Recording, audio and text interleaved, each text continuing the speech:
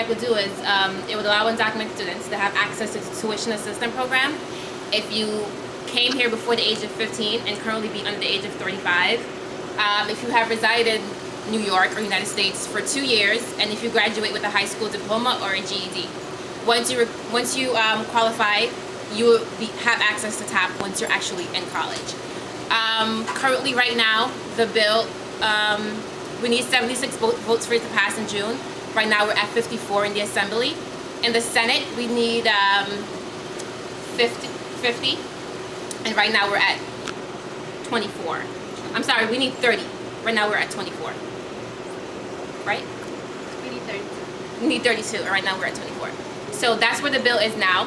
And about Federal Dream Act?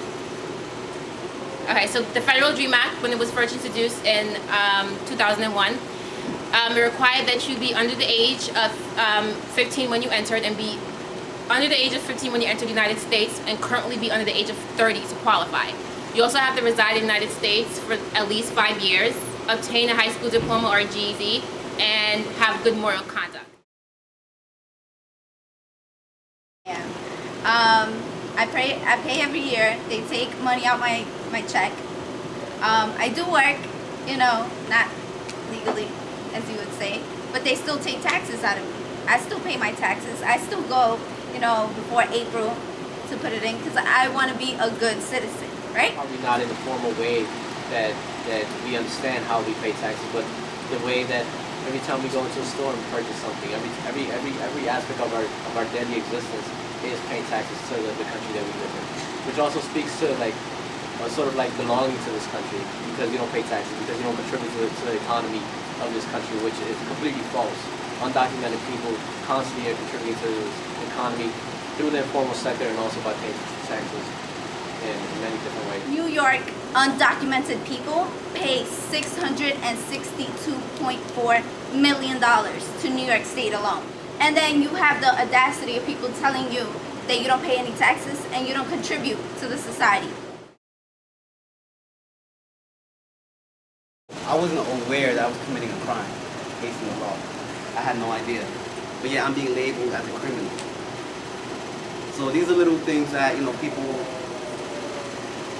say they're not true. My name is eality Gomez. I was brought from Mexico City when I was only 3 years old. 1991. I didn't really understand why I was coming to the United States. My mother was like, you know, you're here for a better life. My younger sister, she was 1.5 years. How are you so far, so near that border where I can just go see her, but I can't. It's been 20 years since I can't see my baby sister. All because I'm undocumented. All because I don't have that piece of paper, a little passport that has an American stamp on it. I can't go back and then come back to my home. I was afraid to say I was undocumented until a year ago. Why? Because that fear consumes you. That fear of being an illegal alien. Oh, they're gonna see me as that person crossing the border. But I'm not. Undocumented is what I am, yes, but it's not entirely who I am. I'm a human being. You know, I'm a sister, I'm a daughter, I'm a hard worker. I'm not a criminal. And this is why I needed to come to Brooklyn College my last semester and find those who are undocumented and tell them you have a voice. You can say you're undocumented and not be afraid. You can say you're undocumented and not be scared of ICE or immigration. I came over here. I remember the day I came over here. I came with a rich family in the back of a car. And I remember like I was just 5 years old and I said, wow, am I gonna see my siblings again? Oh, they changed my name, they changed my age, where I was from, and what I was doing in the US. I remember we got to San Diego. I was there, I met with my brother and sister. And my father picked us up. I seen my father for 3 years. Like, I didn't even recognize him. Came to New York. Same thing happened with my mom. I didn't recognize her either. It was like, I had this resentment towards him. Like, I get the reason. Of course, it was for a better life. Every time I introduce myself, they asked me, oh, where you from? And I'm like, Mexican. And the first thing that they, like the follow-up question they asked me is, so do you have your green card?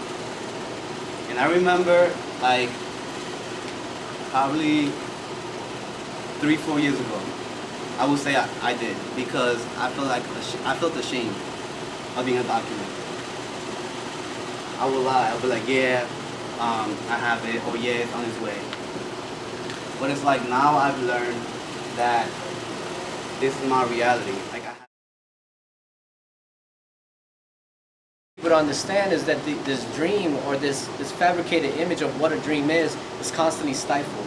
It's not stifled not because some of us are undocumented, yes, but it's also stifled because you're black. It's stifled because you're poor. It's stifled because you're queer.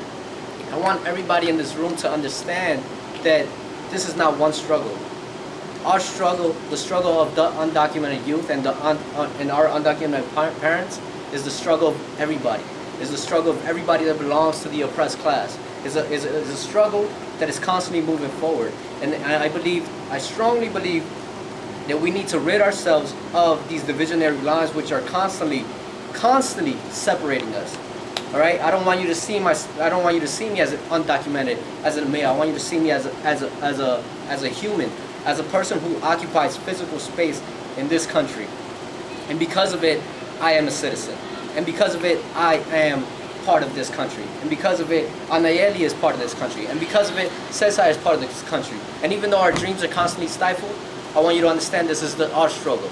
This is your struggle. This is your struggle. This is everybody's struggle, right? I want everybody to come together and understand that we can do this. We can move forward. That is a struggle of the oppressed class. Up with education, Down with deportation. Up with education. Down